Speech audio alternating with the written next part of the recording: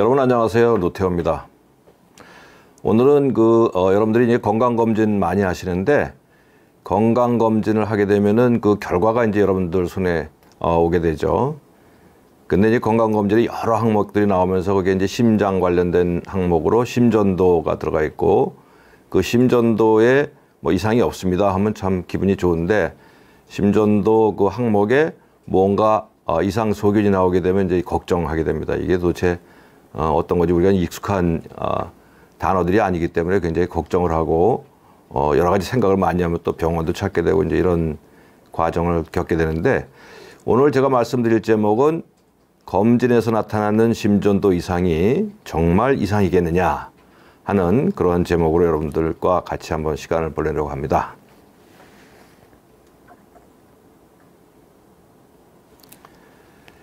건강검진이라고 그러면 이제 누구나 다 하는 건강검진이 이제 국가 건강검진이죠. 그래서 이제 국가검진으로 하게 되는 거는 이제 제일 우리나라의 그 가장 중요한 사망 원인이 암, 그 다음에 심장질환, 뇌혈관 질환 이렇게 이제 몇 가지 있거든요. 그래서 우리나라에 하는 그 국가검진이라는 것은 우리나라 3대 사망 원인인 암, 심장, 뇌혈관 질환을 조기 발견하고 또 치료하고 예방하고 이런 목적으로 하고 있는 검진이 됩니다. 근데 이제 국가검진뿐만 아니라 또 개인이 비용을 내거나 아니면 이제 회사에서 검진을 해주는 경우도 있죠. 근데 이제 국가에서 하는 검진 또 일반 국가에서 하는 그 국가 건강 검진이 여러 항목이 있는데 그 중에서 우리 대부분이 하고 있는 항목은 일반 건강검진이에요. 그래서 일반 건강검진에 들어가 있는 항목으로는 주로 이제 비만, 이상지혈혈증, 고혈압, 당뇨병 이러한 질환들을 조기에 이제 찾아내서 관리할 수 있도록 이제 도와주는 그러한 내용이고요. 되게 2년에 한 번씩 의무적으로 하게 돼 있어요. 상당히 의미는 있는 겁니다. 여러 가지 그 건강상의 사소한 이상이라도 빨리 발견해서 조기에 치료하고 더 큰 질환으로 이제 진행되는 거를 예방하는 그러한 목적으로 실시하게 되고 의무적으로 2년에 한 번씩 꼭 하게 돼 있죠. 근데 이제 그 중에서 심장과 관련된 항목은 지금 보시는 이런 것들이에요. 혈압 측정 꼭 하죠. 그 다음에 흉부 X선 찍습니다. 그 다음에 혈당도 재고 혈중 지질, 콜레스테롤, 뭐 중성지방 이런 것들이요. 이런 거 하죠. 그 다음에 신장 기능도 측정하고 빈혈도 측정하고 이런 걸 하게 돼요. 그래서 이제 사실은 국가검진 말고선도 또 우리가 개인이 비용을 하거나 아니면 회사에 속해 있는 분들 회사에서 이제 건강검진을 또 해주게 되는데 그렇게 해서 하는 경우도 있고 그런데 이제 심전도를 꼭 항상 들어가 찍게 되고요. 또 꼭 건강검진 아니래도 다른 원인으로 해서 수술을 받거나 아니면 시술을 하거나 이런 경우에는 수술 전 검사를 하게 되는데 그 안에 꼭 심전도가 들어가 있어요. 또 그뿐만 아니라 다른 이상이 있어가지고 다른 내과 질환이 있어서 병원을 찾게 되면은 여러 가지 이제 루틴으로 하는 검사들이 있는데 그 중에 심전도는 이제 꼭 들어가게 돼 있죠. 근데 의외로 우리가 하고 있는 이 국가 건강검진 여기에 이제 심장 관련 항목이 있는데 그 중에서 특수하게 혈중 지질, 우리 콜레스테롤, 중성지방 이런 것들이요. 이런 것들은 2회에 한 번 하게 돼 있어요. 근데 우리가 이제 2년에 한 번 검사를 하기 때문에 실제적으로는 4년에 한 번 혈중 지질 검사를 하게 돼 있어요. 그리고 또 심전도는 아예 빠져 있어요. 사실 2008년 전까지는 심전도가 이 건강검진 항목에 들어가 있어서 쭉 해왔었는데 어떤 일인지 하여튼 2008년 이후는 심전도는 아예 검사 항목에서 제외돼 있어요. 그래서 이제 이게 좀 심장을 진료하는 의사들, 성인 질환을 진료하는 의사들 입장에서 약간 좀 섭섭하고 또 어떻게 보면 약간 소홀한 게 아닌가 하는 생각을 갖게 됩니다. 사실은 이제 심장내과 입장에서 볼 때는 이런 고지혈증 검사나 아니면 심전도 검사가 빠진 게 사실 약간 좀 우려스럽기도 해요. 왜 그런 말씀을 드리냐 하면은 이 고지혈증이라고 그러는 거는 사실 혈액 검사만 하게 되면은 그 검사 결과에서 금방 아주 손쉽게 나오는 거거든요. 근데 지금까지 나와 있는 그 연구 결과를 보게 되면은 고지혈증 중에서도 특히 이 LDL 콜레스테롤, 나쁜 콜레스테롤인 걸 낮추게 되는 거는 추후에 발생할지도 모르는 심혈관, 뇌혈관 질환을 갖다 예방하는 데서 아주 결정적인 역할을 하고 있거든요. 그래서 이렇게 중요한 역할을 하는 것임에도 불구하고 또 그 검사비가 뭐 이렇게 크게 비용이 드는 것도 아니고 그 검사를 시행함으로 인해 가지고 얻을 수 있는 건강상의 이점, 특히 심뇌혈관 질환 쪽에 성인 질환을 예방하는 데서 아주 결정적인 역할을 하고 있기 때문에 이게 2년에 2번에 한 번, 즉 4년에 한 번 해야 된다는 건 약간 좀 우려스러워요. 또 국민 건강을 위해서도 좀 이런 항목들은 좀 더 자주 하는 것도 좋지 않을까 싶은 생각이 들고요.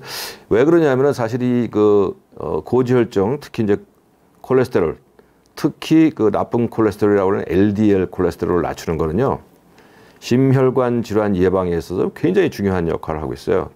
그 중에서도 이제 스테틴이라고 그러는 약이 이제 일반적으로 많이 그 고지혈증을 치료하는 데 사용을 하고 있는데, 이 약이 가지고 있는 효과는 꼭 콜레스테롤이 극히 높은 사람뿐만 아니라 약간만 높은 사람한테도 굉장히 좋은 심혈관 보호작용을 가지고 있거든요. 그래서 의사들은 이제 그런 약물들의 이름을 갖다가 이제 우스개로 표현하기는 이게 심장 비타민이다. 심장을 위해 가지고 딴 이런저런 그 묘한 약들, 건강식품 먹지 말고 외려 고지혈증, 특히 LDL 콜레스테롤을 낮추는 치료가 훨씬 심장 혈관에 보호작용이 있다는 걸 갖다 강조하고 있고, 또 많은 의사들이 스스로 복용을 하고 있어요. 그럼에도 불구하고 건강검진 항목에는 지금 이제 4년에 한 번만 하게 돼 있다는 게 약간 좀 섭섭한 거죠. 섭섭하고 좀 우려가 되기도 하고 그렇습니다.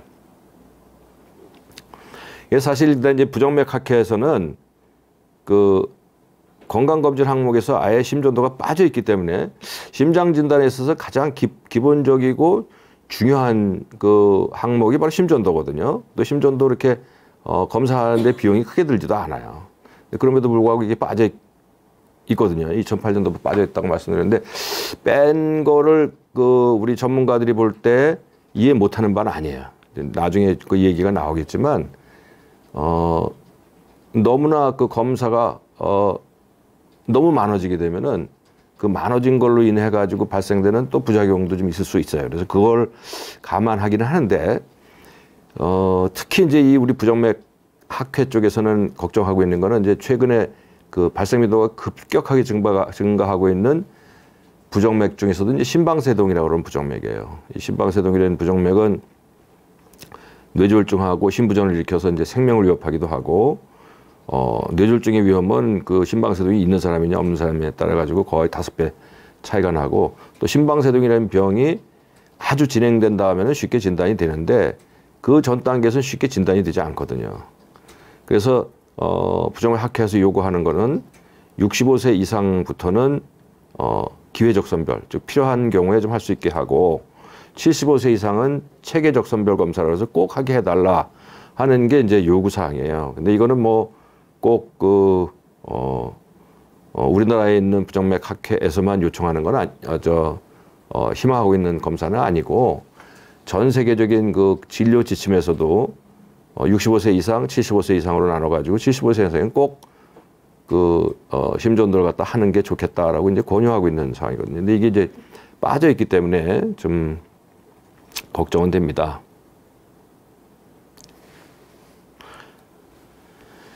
그래서 이제 심방세동이라는 부정맥, 사실 이제 심장 질환에서 부정맥 분야뿐만 아니라 전체적인 심장 질환 중에서 가장 급격하게 증가되고 있는, 따라서 개인의 심장 건강을 위협하고 있는 가장 중요한 질환이에요. 위에 보시는 것처럼 비온디를 통해 가지고 제가 이 심방세동이 폭발적으로 증가하고 있다 하는 이야기를 갖다 드린 적이 있고요. 또 밑에는 이제 제가 직접 운영하고 있는 유튜브 채널을 통해 가지고 심방세동과 관련된 여러 가지 영상을 만들어서 올린 것들이 있습니다. 그래서 한번 이해가 필요한 분들 한번 보시는 게 좋을 것 같고요. 근데 이제 심전도가 하는 게 말씀드린 것처럼 심전도를 검사하는 게 가격도 별로 많이 들지 않고 또 아주 간단하게 할 수 있어요. 많이 하는 게 좋은 면이 있는데 사실은 이제 심전도가 가지고 있는 장점도 있고 또 좀 빛과 그림자 양면이 좀 있어요. 무조건 좋지는 않아요. 이 검사가 굉장히 그 증가되고 무분별하게 확산이 되게 되면은 거기서 발생하는 부작용도 있을 수가 있어요. 그래서 이제 이런 걸 제가 좀 말씀을 드릴게요. 건강검진을 통해 가지고 건강검진을 한다는 건 일반적으로 본인이 특별하게 커다란 질환을 가지고 있는 사람보다는 비교적 큰 질환이 발견되지 않는 상태에서 여러 가지 숨겨져 있는 것들을 좀 찾아내거나 아니면 단초를 찾아내서 미리 조절하고 예방하고자 하는 이제 그런 목적이기 때문에 주로 이제 크게 몸이 안 좋은 사람보다는 그래도 건강한 사람들, 큰 문제 없는 사람들이 이제 주 대상이 되잖아요. 그래서 이런 분들을 대상으로 해서 심전도를 통해 가지고 부정맥을 찾아내는 거는 조기 발견에 커다란 장점이 있죠. 그래서 더 병이 깊어지기 전에 빨리 찾아내서 조치를 함으로 인해서 더 큰 이상으로 발전되는 걸 예방할 수 있는 면에서 상당히 장점이 있어요. 근데 반면에 꼭 그렇지만은 않아요. 이게 이제 어떤 문제냐면요. 이 그림에서 보시는 것처럼 저인망이라고 아마 들어보셨을 거예요. 이 저인망이라는 거는 촘촘한 그물을 바닷속에 던져놓고 밑바닥부터 그냥 긁어내는 거라고 합니다. 그래서 물고기의 종류 상관없이 물고기가 큰 물고기든 작은 물고기든 뭐 종류에 상관없이 하여튼 그 그물이 쳐져 있는 그 바다에 있는 모든 물고기를 죄다 잡아 끌어올리는 거예요. 봤더니 이제 그렇게 막 잡다 보면은 꼭 필요하지 않은 생선들도 잡히고 또 이제 치어도 잡히고 그러는데 그런 것도 잡아가지고 이제 바다에 던지기도 하고 돌려보내기도 하는데 그런 과정 중에서 이제 희생되는 물고기들도 많이 있고 하기 때문에 이 저인망이라는 거 별로 그렇게 좋아하지는 않는 그러한 거죠. 그래서 이제 바다를 갖다 아주 황폐화시키는 그런 문제가 있기 때문에 좀 조심스러운데 왜 이런 말씀드리냐면은 사실 심전도도 약간 무분별하게 그렇게 멀쩡한 사람들한테 전혀 분별 없이 그냥 확대시키는 게 조금 문제가 있을 수 있어요. 그래서 아마 2008년도에 국가에서 심전도를 아예 빼버리는 데는 아마 그런 것들도 좀 있지 않았을까 싶은 생각이 들고 또 아까도 말씀드렸지만 전 세계적인 그 진료 지침에도 젊은 연령에서 루틴하게 일반 그냥 건강검진으로 누구나 다 심전도 할 필요는 없다고 얘기를 하고 있어요. 이제 그런 이유가 생기는 건 지금 여기 이제 적여놓은 것처럼 이 심전도가 하는 진단이라는 게 사실은 약간 기계적인 진단이에요. 지금은 이제 심전도라는 거를 찍고 나면은 찍는 과정도 그렇지만 찍고 나서 기계, 요즘 아주 유행하고 있는 인공지능 AI라고 그러는 게 심전도를 좀 판독을 해요. 근데 이 판독이라는 게 굉장히 기계적이에요. 그러니까 기계라는 거는 우리가 어떤 한계를 설정해 주잖아요. 여기까지가 정상이고 여기서부터는 비정상이야. 이걸 갖다 이제 그동안 알려져 있는 의학적 그 발견이라든지 발견 그다음에 경험을 통해 가지고 그 한계를 정해주게 되면은 기계는 그것만 알아요. 딴 상황을 파악을 하지 않고 자기가 알고 있는 그 한계에서 한 발짝만 벗어나면 이건 병이다라고 이제 판단을 해버리는 거죠. 이 진단이 굉장히 기계적인 판단이 돼요. 그 바람에 오류가 생길 수 있어요. 이 오류가 생기면 그냥 오류에서 끝나면 좋은데 그런 그 기계가 잘못 판단한 오류를 받아들이는 입장에서 일단 그런 심전도상의 이상이 발견됐다 하면은 당사자는 굉장히 걱정이 커지고 당황하게 되고 당연히 이게 괜찮은 건지 알기 위해서 의료의 도움을 병원을 찾아서 의사 도움을 받으려고 한단 말이죠. 그러면은 어쨌든 심전도 기계가 진단을 붙여버리는데 그 진단이라는 게 경험이 있고 실력 있는 의사들이 볼 때는 사실 큰 문제가 아님에도 불구하고 일단 진단이 붙어버리기 때문에 이 진단이 약간 과잉되는 면이 상당히 많아요. 과잉 진단의 문제가 발생하는 거예요. 과잉 진단이 일단 진단이 되게 되면요. 그 다음 단계에서 의사들이 할 수 있는 건 뭐냐면은 그 진단명에 합당한 후속 조치를 할 수밖에 없어요. 왜냐하면 이거 책임 문제도 따르고 또 의사가 볼 때, 경험인 의사가 볼 때 이게 아닐 것이다 라고 생각은 하지만 그럼에도 불구하고 다음 단계로 나갈 수밖에 없어요. 왜냐하면 책임 문제가 따르거든요. 이걸 갖다가 조금이라도 간과했다가 나중에 문제가 생기게 되면은 그 당사자, 환자 당사자도 물론 검사한 당사자도 물론이고 또 의사 자신한테도 책임 문제가 따를 수 있기 때문에 무엇든지 문제가 발생하면 그 문제를 명확하게 하기 위해서 다음 단계로 나갈 수밖에 없어요. 그게 이제 후속 조치입니다. 심전도 이상이 있다. 심장에 이상이 있을 가능성이 있다라고 발견되는 순간에 거기에 합당한 추가 검사를 할 수밖에 없어요. 근데 이 추가 검사라는 거는 심전도나 이런 검사들은 비교적 완전히 안전한 검사거든요. 어떠한 검사 당사자한테 위해를 끼치지 않아요. 근데 그 다음 단계 하는 검사들은 위험할 수가 있어요. 그 검사나 시술 자체에 합병증이 뒤따를 수 있거든요. 물론 흔한 건 아니더라도. 그러니까 만일 추후 검사를 통해 가지고 추후에 후속 검사를 통해 가지고 진짜 우리가 예상치 못했던 작은 단추에서 큰 병이 발견돼서 그걸 치료할 수 있다면 그건 굉장히 럭키하고 참 좋은 일이죠. 긍정적인데 만일 검사했더니 큰 문제가 아니에요. 역시 아니구나.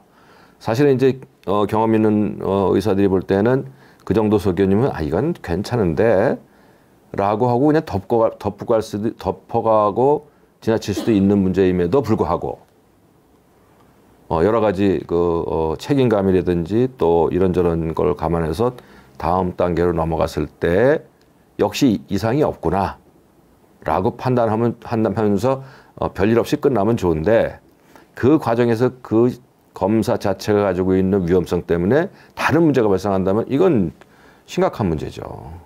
사실은 외래 검사 안 했으면 그냥 서로 모르고 편안하게 지낼 수 있는 것임에도 불구하고 뭔가 이상이 나오는 바람에 그걸 찾고 하는 과정에서 괜찮다는 걸 확인했지만 그 과정에서 오히려 환자한테 해가 될 수 있기 때문에 이건 참 심각한 문제예요. 그래서 어떠한 검사나 어떠한 시술이든지 간에 가장 먼저 그 안전을 갖다 가장 위에다 두고 있는 거거든요. 그래서 어쨌든 간에 우리가 심전도가 가지고 있는 그림자는 이런 면이 있어요. 무작정 아무 일도 없는 사람한테 무작정 검사 수를 늘려가지고 모든 걸 하는 거는 사실은 합당하지 않은 거예요. 그거는 오히려 다른 문제를 일으킬 가능성이 더 많은 거예요. 한번 그 대표적인 예 제가 한번 보여드릴게요. 이건 뭐냐면요. 이게 심전도예요. 심전도인데 이 심전도에 보게 되면은 이 심전도에 보세요. 이게 이제 심전도가 이렇게 나오면은 이 위에 이제 뭐가 새카맣게 써 있잖아요. 이게 뭐냐면 기계가 인공지능이나 뭐 기계가 판단한 거예요. 자기가 보고 우리 사람들이 여기까지는 정상이고 이런 거 네가 재보고 이런 거 나오면 비정상이라고 해라. 뭐 아니면은 여기서 여기까지가 수치가 이런 걸로 판단을 해야 된다라고 가르치면은 기계가 그걸 보고 자기가 수치를 측정을 하고 나름대로의 이상 소견을 갖다 적어내는 게 바로 여기 적혀 있어요. 그러면 좋은 거죠. 똑똑한 기계가 인공지능 기계라는 게 사람이 피곤할 때 잠잘 때도 다 도와줄 수 있고 하니까 또 혹시 사람이 놓치는 걸 갖다 잡아낼 수 있으니까 굉장히 긍정적이 좋은 거 아니에요. 좋습니다. 그런데 꼭 그렇지 않을 수가 있어요. 가령 아주 비근한 얘기를 들어볼게요.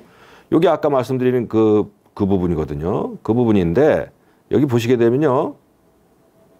여기 보세요. 여기 이제 숫자가 쭉 있잖아요. 여기 보면은 기계가 자기 나름대로 그 심전도를 보고 계산을 해가지고 쭉 숫자를 내놔요. 근데 이 계산은 경우에 따라서는 인간보다 좀 더 정확할 수도 있어요. 장점이 있어요.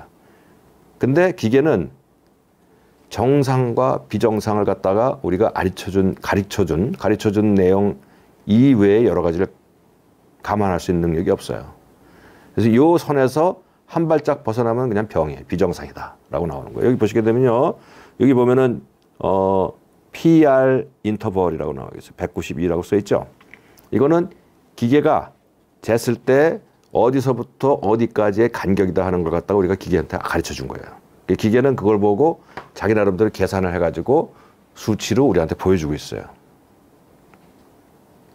그런데 여기 보면은 얘가 이제 192라고 썼잖아요. 그건 어디냐면 아주 여러분들 눈에 보기도 어려울 정도인데 이 조그만 동그란 거에서 아주 날카로운 그 파형 사이에 그 거리예요. 거리니까 이제 심전도상으로 이게 시간에 해당됩니다.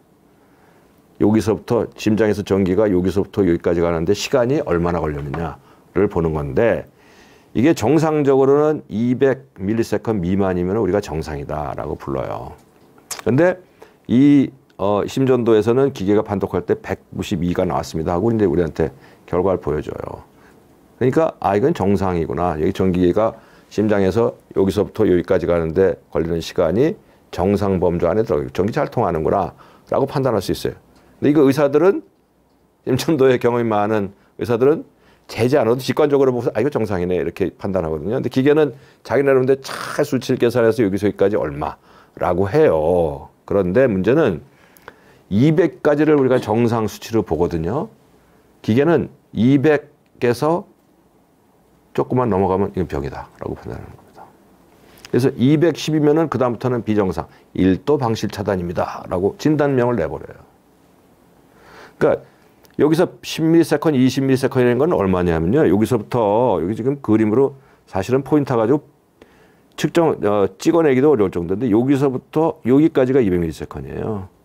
그러니까 여기서 20ms이라면 사실 눈으로는 뭐 보기도 어려울 정도의 시간이지만 기계는 그걸 잡아내거든요. 기계를 잡아내가지고선 210ms 혹은 아니면 220ms이기 때문에 비정상입니다.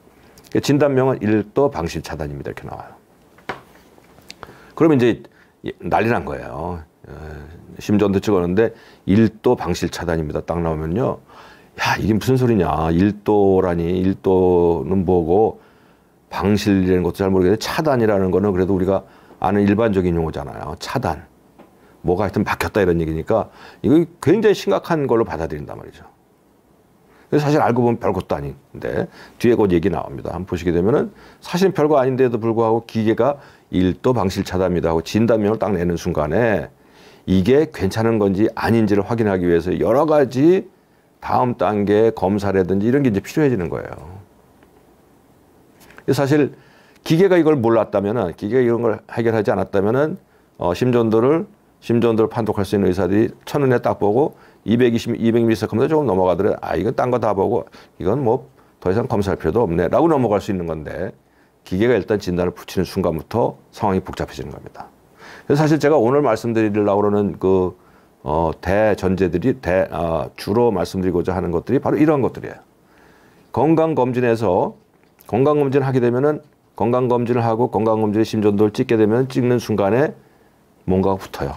기계가 판단할 때 이 심전도는 완전히 정상입니다. 나올 수도 있고요. 이 심전도 이상이 있네요. 어떤 이상입니다 하고 진단을 붙인단 말이죠. 근데 이러면 진단을 붙이는 게 의학적으로 볼 때 그러니까 환자를 보는 경험 많은 의사가 볼 때 아무런 문제도 없는 것임에도 불구하고 일단 진단이 붙여 나오니까 그쪽에 경험이 좀 적은 의사라든지 아니면 당사자 입장에서는 굉장히 당황하고 이제 큰일을 받아들이는 거죠. 오늘 말씀드린 건 바로 그런 거 말씀드리는 거예요. 이거 보시게 되면 이거 이제 그 베니스의 상인이라고 그러는 그 셰익스피어 작품이죠. 거기에서 나와 있는 내용 아마 여러분들 아실 거예요. 그래서 뭐냐면은 빚을 갚지 못하면은 살을 한 파운드 잘라주기로 약속을 한 거예요. 이게 기계인 거예요. 이게 기계. 기계 판독이라는 거 우리가 뭐 AI 해가지고 대단하게 뭐 평가하고 진짜 기계가 사람보다는 낫느니 뭐 여러 가지 말을 많이 하지만 이 기계가 판독하는 거는 피도 눈물도 없어요. 여러 가지 상황을 볼 수 있는 전문 의사 입장에서 볼 때는 아무것도 아닌 것임에도 불구하고 심전도 기계 AI가 판단할 때는 피도 눈물도 없어요. 그냥 1파운드 잘라라 하면 1파운드 잘라가는 거예요, 이게. 이 대표적인 또 한 사례 먼저 보여드릴게요. 이건 뭐냐 하면요. 이건 제가 실제적으로 저한테 오셨던 그 환자분의 증례인데 젊은 여자분이에요. 젊은 여자분인데 검진을 했어요. 건강검진, 회사에서 해주는 건강검진을 했는데 건강검진에서 심방세동이라고 나온 거예요. 근데 심방세동이라는 병 아까 잠깐 말씀드렸지만 이거 굉장히 쉽지 않은 병이거든요. 뇌졸중이 생길 수도 있고 심부전이 생길 수도 있고 하여튼 정확하게 조치를 해야 되는 병. 이건 무시할 수 있는 넘어갈 병은 아니에요. 이거는요. 근데 이 심방세동이라는 병은 대부분 고령자에 생겨요. 고령자. 젊은 연령에서도 생기긴 하지만 극히 드물어요. 대개 65세 넘어가면서부터 생겨서 75세, 85세 되면서 급격하게 늘어나는 병이에요. 그런데 그 더군다나 또 남자가 좀 많고 근데 아주 젊은 여성분이 건강검진에서 심방세동이라는 진단명을 들고 왔으니까 그 한번 봅시다 해서 봤더니 뭐 종이 그 책자로 된 데 보니까 이제 심전도 심방세동이라고 써 있어요. 그 심전도가 꽂혀 있으면 모를 텐데 대부분 아마 여러분들도 건강검진하게 되면은 자료 받는 거에 보면은 그 자료가 들어가 있지 않고 심전도 소견하고 거기에 공라 정상 아니면은 뭐 무슨 뭔가가 찍혀 있단 말이죠. 거기 심방세동이 찍혀 있는 거예요. 그러니까 이거는 틀린 건 아니거든요. 뭐 이 환자분이 잘못 기억하고 있는 것도 아니고. 근데 이제 의사 입장에서 볼 때는 부정맥 전문하는 의사 입장에서 볼 때는 아니 나이도 젊고 증상도 물어봤더니 증상도 없고 진찰도 지금 괜찮고 여러 가지 정황 증거로 볼 때는 심방세동일 가능성이 적은데 그래도 뭐 젊은 연령에 생길 수도 드물지만 생길 수도 있는 거니까 혹시 해가지고 그러면 심전도를 한번 가져와 보세요. 한 거예요. 갔더니 그분이 이 심전도를 가지고 온 거예요. 그 봤더니 역시 여기 보면 여기 이제 그 심전도를 기계가 판독한 거거든요. 이 부분이 요거 이제 확대해서 보면은 이렇게 나왔어요. 여기 심전도 판독지에 atrial fibrillation 여기 써 있죠. atrial fibrillation. 그다음에 요 밑에 뭐라고 써 있냐면 markedly abnormal ECG예요. 무슨 의미냐면은 심방세동이 있다. 이 심전도에 심방세동이 보이고 이거는 현저하게 비정상이다라고 적혀 있는 거예요. 그러니까 심전도 기계가 심전도 AI가 그렇게 판독을 해놨으니까 아마 여러분들 다 경험 있을 거예요. 건강진단하게 되면 그 건강진단에 나온 그 항목을 놓고 건강진단 검진센터에 있는 의사 선생님이 세세하게 설명을 해주고 이랬습니다 저랬습니다 말씀하는 경우도 있지만 그렇지 않은 경우가 더 많아요. 국가검진 같은 경우는 거의 대부분 보면은 그냥 검사만 하고 오는 거예요. 그러면 우편물로 검사 결과 도착하는 거예요. 그러니까 그 검사 결과를 상의할 수 있는 계제가 없어요. 그 기전 자체가 없어요. 그냥 심방세동입니다. 라고 와 있게 되면 그 다음에 이제 본인이 어떻게든지 해결해야 되는 이런 입장이 생기는 거예요. 이게 참 깝깝한 일이죠. 그래서 어쨌든 이제 제가 오늘 그 아까 말씀드린 대로 건강진단에서 나타나는 심전도 소견 중에 상당 부분은 여러분들이 걱정할 게 전혀 없다 하는 건데 그렇다 그러면 이 심전도라는 게 어떻게 생겨나는 것이고 심장의 전기가 어떻게 퍼져나가기 때문에 심전도에서는 왜 그런 실수라고 할 수 없지만 심전도는 왜 그런 진단명을 내릴까를 갖다 한번 간단하게 살펴보도록 하겠습니다. 지금 보시는 그림은 심장의 전기 생성과 흐름이에요. 심장이라는 게 전기 현상이에요. 심전도라고 하는 건 심장에서 발생하는 전기를 아주 작은 미묘한 전기지만 그 전기를 체표해서 픽업을 해서 증폭을 하고 필터를 해서 그림으로 보여주는 게 심전도거든요. 심장에 전기가 흐른단 말이에요. 전기가 어디 있냐면 요 제일 위에 있는 동결절이라고 하는 부분은 심장에서 전기를 만들어내는 발전소예요. 아주 미약한 전기를 자기 나름대로 시계를 가지고서는 만들어내요. 그럼 이 전기가 쭉 퍼져나가요. 이 위가 심방이라고 그러는 데고 여기서 더 퍼져나가게 되면 여기 이제 방실결절 여기서부터는 그 노란색으로 표현된 부분은 전선이에요. 전기가 흘러내려가는 전선이에요. 이 전선을 타고 쭉 내려가서 왼쪽 심장으로 한 길 가고 오른쪽 심장으로 한 길 가고 그래서 이렇게 노랗게 나온 걸 갖다가 우리가 이쪽을 우각 좌각 다리처럼 생겼다 그래서 오른쪽 다리 왼쪽 다리 우각 좌각 방실결절 뭐 이렇게 이제 부르는 겁니다. 심장 내에는 이제 전기가 흐르는데 발전소가 이제 동결절이라고 했죠. 동결절. 그래서 부정맥 중에 동자가 들어가 있는 부정맥들이 있어요. 동 뒤에 나옵니다. 동이라고 하는 거는 심장에서 전기를 만들어내는 발전소와 관련이 있는 부정맥이에요. 이게 심방을 통해 가지고 다리를 건너서 방실이 혈자에서 우각, 좌각 해서 심실을 내려가게 되면서 이제 혈액을 내보내게 되는데, 심전도 한 개, 여러분 이게 이제 심전도 한 비트예요. 심장이 한 번 뛸 때 이런 그림이 나와요. 근데 이런 그림이 나오게 되면은 이런 그 한 그림에서 정보를 뽑아내야 되는 정보의 종류가 바로 이런 종류들이에요. 굉장히 많아요. 여기서 보면은 여기서 P8라는 게 제대로 서 있느냐, 폭은 얼마고 높이는 얼마냐. 요게 이제 P8예요. 여기서 이런 걸 찾아내야 되고요. 요 간격, 여기서부터 여기까지의 간격은 얼마고, 여기서부터 여기까지의 간격은 얼마고, 요 부분은 올라갔느냐, 내려갔느냐, 제대로냐. 그다음에 요 판, 요거 이제 T8라고 그러는데, 이 판은 올라갔느냐, 내려갔냐, 그다음에 여기서부터 여기까지의 간격은 얼마. 이런 여러 가지 항목들을 갖다가 측정을 해가지고 어떻다라고 결론을 내리는 게 이제 이 심전도거든요. 진짜 해야 될 게 많아요. 근데 이걸 갖다 이제 기계한테 가르쳐서 기계가 상당 부분을 갖다가 이제 체크해내는 것이죠. 그래서 검진에서 나와 있는 심전도 이상 중에서 이런 거 아마 실제적으로 보신 분들 많을 거예요. 동빈맥, 동서맥, 동성 부정맥이라고 하는 거예요. 이 동이라는 건 아까 말씀드린 대로 심장에서 전기를 만들어내는 발전소라고 할 때, 그 발전소와 관련된 부정맥들을 동이 붙어 있어요.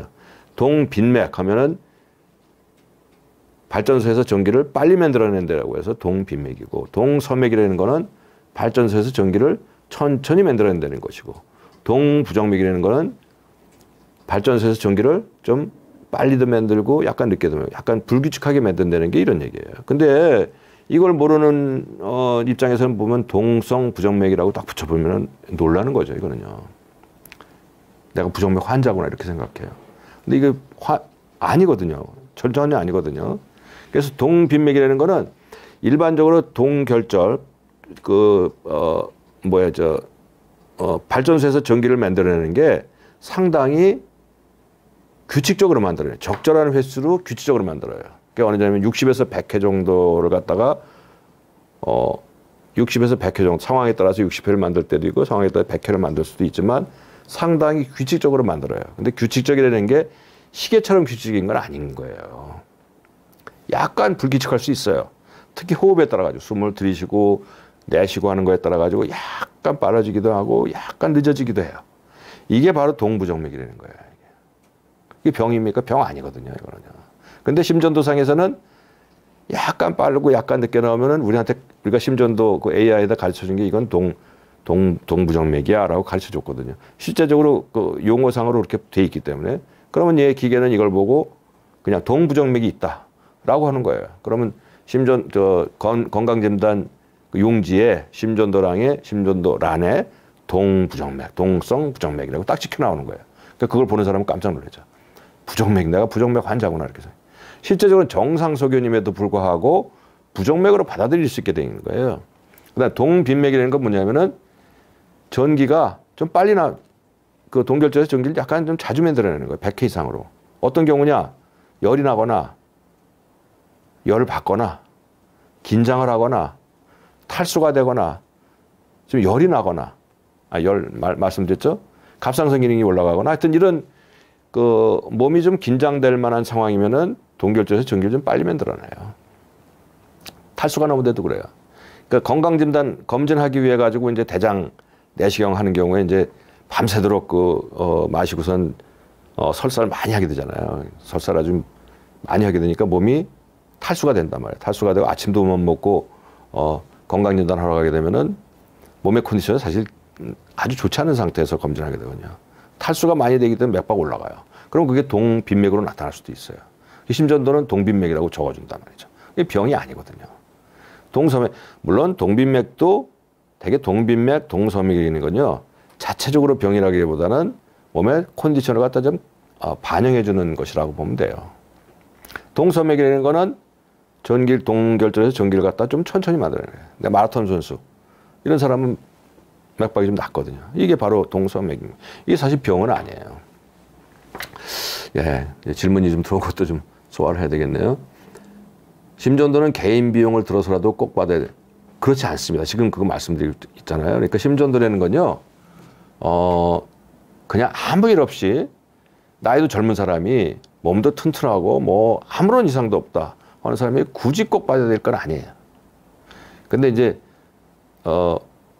말씀드린 건 우리 학회나 아니면 그 세계적인 그 글로벌 가이드라인이죠. 진료 지침에서 얘기하는 거는 65세 이상이면 좀 간혹 필요한 경우 좀 해보는 게 좋겠다. 아니면은 75세가 넘으면 이건 꼭 좀 해봐라. 그 다음에 중년 나이 지나가고 자기가 뭐 혈압이 있다든지 당뇨가 있다든지 몸에 신체적인 다른 이상이 있으면은 그건 체크해보는 게 좋아요. 왜냐면 이게 비용이 그렇게 많이 들지 않거든요. 그 다음에 또 심전도상에서 이상이 나오는 걸 갖다가 자기가 그냥 보고서는 안 있는 게 아니고 뭐 혈압이나 당뇨 뭐 다른 심장 이상이든지 뭐가 있는 경우에 심전도를 체크하게 되면은 그 심전도를 판독하는 의사는 상황을 알기 때문에 거기서 조그만 이상, 기계가 조그만 이상을 보여준다 하더라도 이거 걱정할 거 아닙니다라고 얘기할 수 있는 거죠. 이게 답이 될 것 같고요. 또 엔젤님이 흉부 CT를 2개월 사이에 3회를 찍어도 되나요? 20세 남자인데 흉부에 작은 결절 같은 게 보여서 2번은 일반 흉부 CT를 찍었고 내는 조영제 CT를 찍는데 2달 동안에 3번이나 찍어도 됐냐? 이거는 제가 전문이 아니라서 이게 이제 CT는 어쨌든 방사선에 쪼이는 건데 이거는 제가 답변하기 좀 어렵네요. 예, 정확하게 의사가 이런 위치에서 답을 드린다는 거는 아주 정확하고 근거를 가지고 말씀을 드려야 되는데 이거는 방사선 쪽의 전문의 선생님들은 정확하게 아주 쉽게 하는 얘기지만 저는 이제 주로 검사를 하고 그걸 판독하는 입장이기 때문에 거기에 관련된 그 물리적인 입장은 제가 잘 책임을 지고 정확하게 말씀드릴 수 없어서 제가 답변 드리기가 좀 어렵네요. 그 다음에 또 체하면 갑자기 심장이 두근덜컹할 수 있을까요? 최근 들어 체했는데 그때마다 심장이 이상하더라고요. 소화 문제와 심장이 연결돼. 이거 참 아주 중요한 질문인데요. 실제로적으로 심장은 가슴에 있잖아요. 가슴의 안쪽에 있는데 심장이 뒤쪽에서는 식도하고 붙어 있어요. 식도하고 완전히 달라붙어 있어요. 그래서 소화 문제, 특히 식도 역류, 식도 역류는 게 이제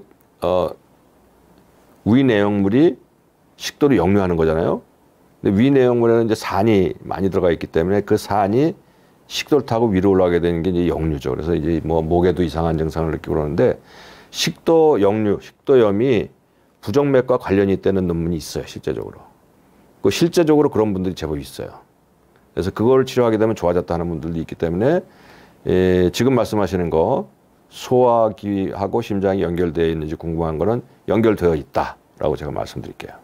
그 다음에 엔젤님은 LDL 콜레스테롤과 중성지방은 많이 이건 완전히 다른 거예요. LDL 콜레스테롤하고 중성지방은 완전히 다른 겁니다.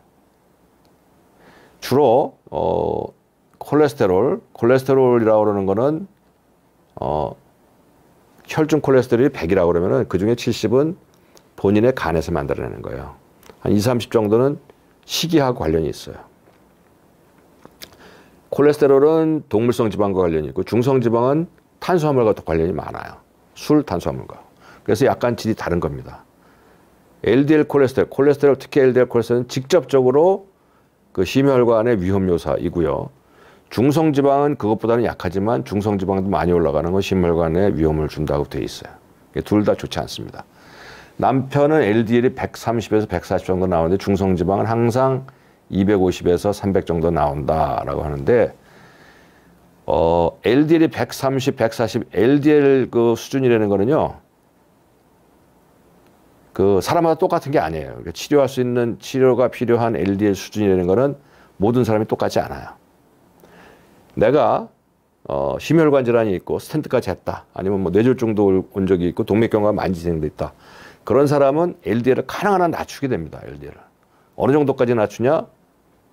그 낮추는 기준이 차츰차츰 내려가요. 전에는 100, 지금은 70, 50, 30까지도 낮춰라.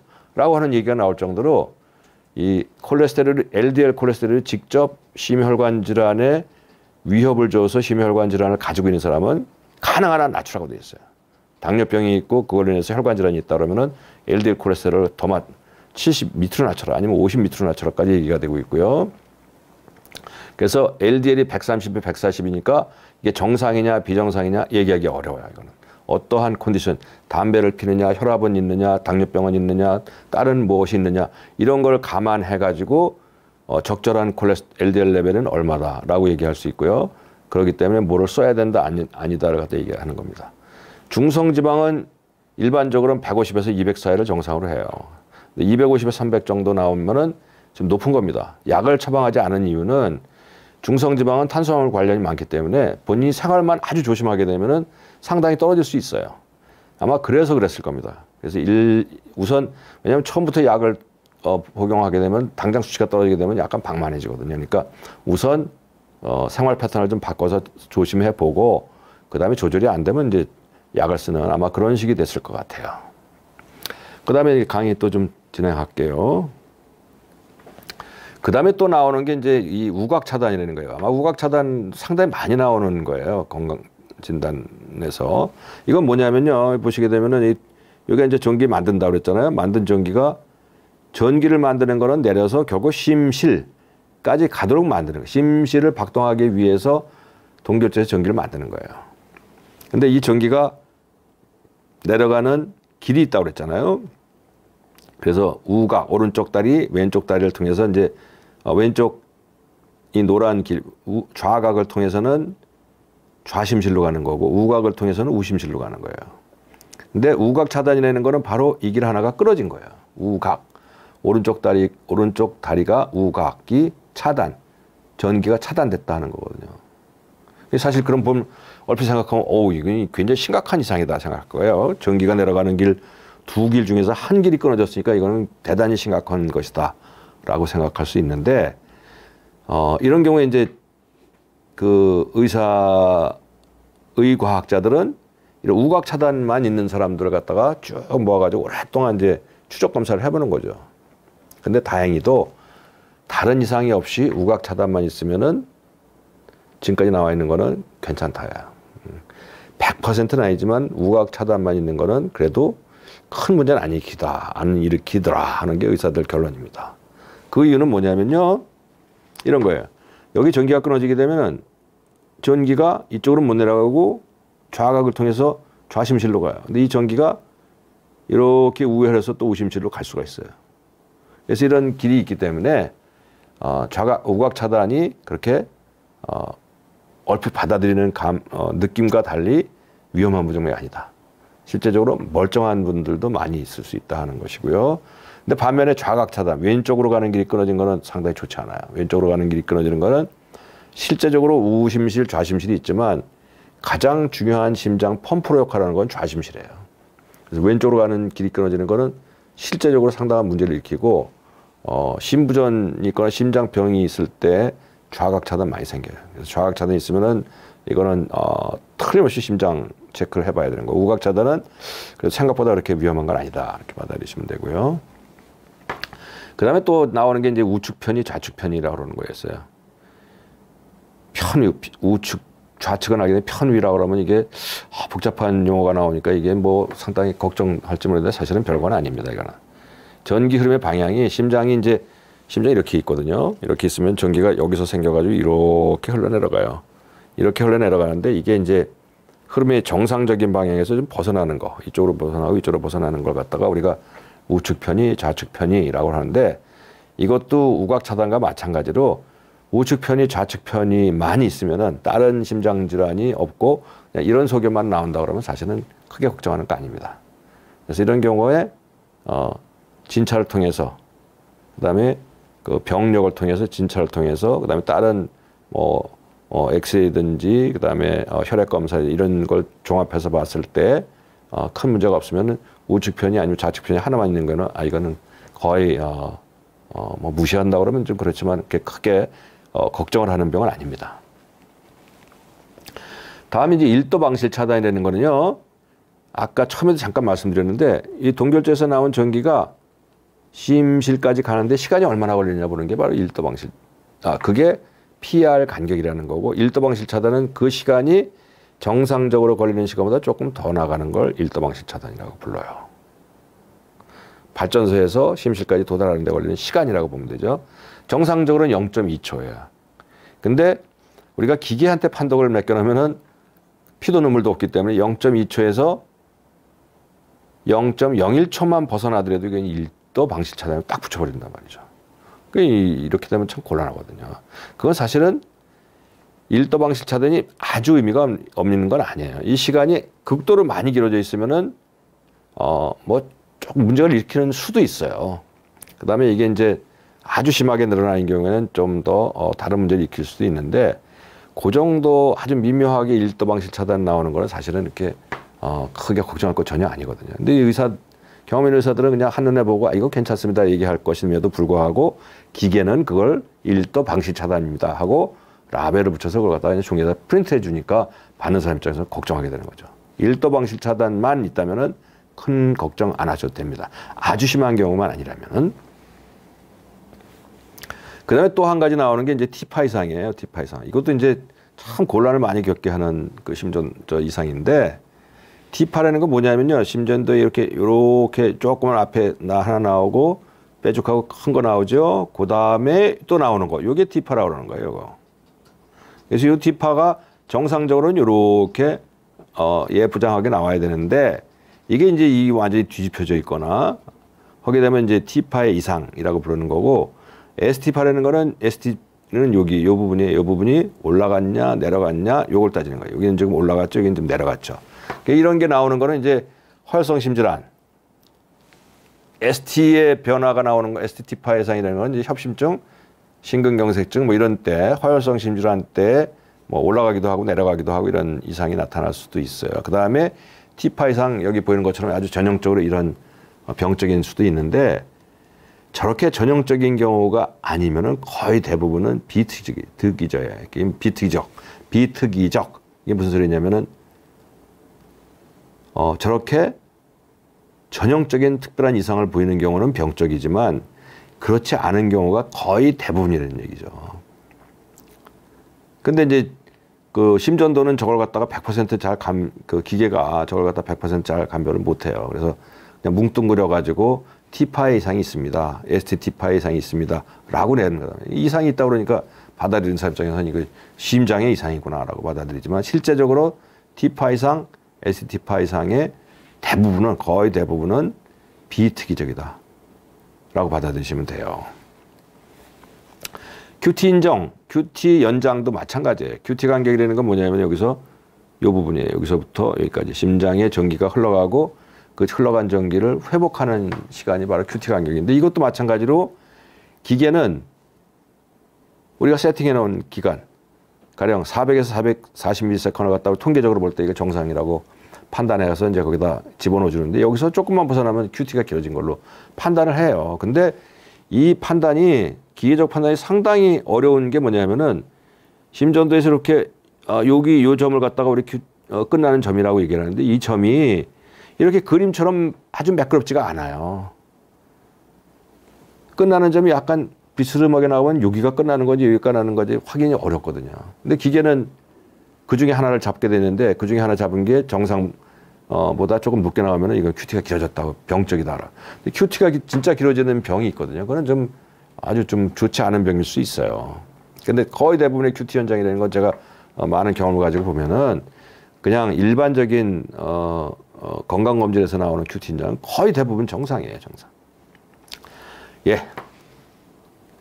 근데 이제 마지막으로 심방세 아까 말씀드렸죠. 심방세동이라는 병, 판도고류가 요새 이제 심전도가 병원에서 찍는 심전도도 있는데 자기가 가지고 있는 스마트워치라든지 아니면 또 조그만 게 사서 자기가 가지고 있는 심전도를 찍게 되는 경우가 많아요. 근데 거기에 오류가 엄청나게 많이 들어가요. 이거 보시게 되면은 요 대표적인 그림인데요. 요거 뭐냐면요. 여기 막 심전도가 이렇게 지저분하게 나오잖아요. 이거 파킨슨이 있는 분이에요. 그러니까 몸이 좀 떨리는 걸 갖다가 몸이 떨리는 걸 기계는 저걸 다 잡아내는 거예요. 그래가지고 저렇게 심방세동 때 저렇게 나타나니까 이분은 심방세동이 있다고 이제 오진단하는 것이고 여기 보이는 거는 이거는 그 스마트워치에 나오는 그림이에요. 스마트워치에 심방세동이라고 탁 나오고 불규칙적인 심장 박동이 감지되었습니다. 이 결과에 대해 의사와 상담하세요. 제가 자세히 봤는데 심방세동 아니거든요. 이거 정상 박동인데 찍을 때 이런 잡음, 전기 잡음이 조금 들어가면 얘들은 다 이걸 심방세동으로 그냥 오판을 해요. 이 오판한 걸 갖다가 의사가 그대로 받아들인다면은 다음 단계에 이제 꼭 필요하지도 않은 여러 가지 검사를 막 추가하게 할 수밖에 없다는 거죠. 이거 제가 말씀드렸잖아요. 이건 아까 그 검진에서 젊은 여성분이 심전도상에 심방세동이라고 나왔는데 제가 직접 찾아봤더니 절대 아니라는 거죠. 심전도를 갖다가 100% 기계의 얘기를 갖다 믿어서는 안 돼요. 그래서 이제 심전도가 오류를 발생하는 거는 기계 자체가 오인을 하는 경우도 있고 또 심전도를 부착할 때 이 부착하거나 아니면은 이 스마트워치하고 피부하고 접촉하는데 또 이런 그 이벤트 기록에는 접촉할 때 피부와 기계 사이에서 발생되는 노이즈, 잡음, 또 근육이 많이 긴장돼 있는 경우, 떨거나 오한이 있거나 하는 경우, 이런 경우에는 기계를 갖다 다 오인을 하면서 이거 심방세동으로 끌고 가는 수가 상당히 많아요. 근데 이게 이제 찍게 되면은 그 다음에 능력 있는 의사가 이걸 보면서 이걸 걸러줘야 되는데 이 과정이 생략되게 되면 그냥 그 순간부터 심방세동 환자가 돼버리는 거예요. 그러면서 쓸데없는 검사를 할 수밖에 없고 돈이 들어가고 또 검사하는 과정에 위험이 생길 수도 있고 이런 문제가 생길 수 있는 겁니다. 그래서 제가 오늘 여러분들한테 말씀드린 내용이 이제 이 정도인데요. 결론적으로 말씀드리면은 건강 검진을 통해서 나타나는 부정맥, 제가 말씀드린 몇 가지 부정맥이 이제 대표적으로 많이 나오는데 실제적으로 큰 문제가 아닌 경우가 훨씬 많다. 건강 검진에서 뭔가가 나올 때는 본인이 진짜 다른 무슨 이상, 신체 혈압이 있거나 당뇨가 있거나 무슨 그런 그 가족력이 있거나 하는 경우에 심전도상에 무슨 진단명이 나오면은 그거는 우리가 좀 더 신중하게 받아들일 필요가 있지만 아무렇지도 않고 멀쩡하고 잘 지내는 사람한테서 건강검진 심전도에서 이런 몇 가지 소견이 나온다면 그거는 사실은 뭐 무시라고 할 수는 없지만 그렇게 크게 걱정하지 마시라 하는 게 이제 제 마지막 말씀이 되겠습니다. 여러분 장시간 많이 경청을 해주셔서 감사합니다. 감사합니다. 노태우입니다.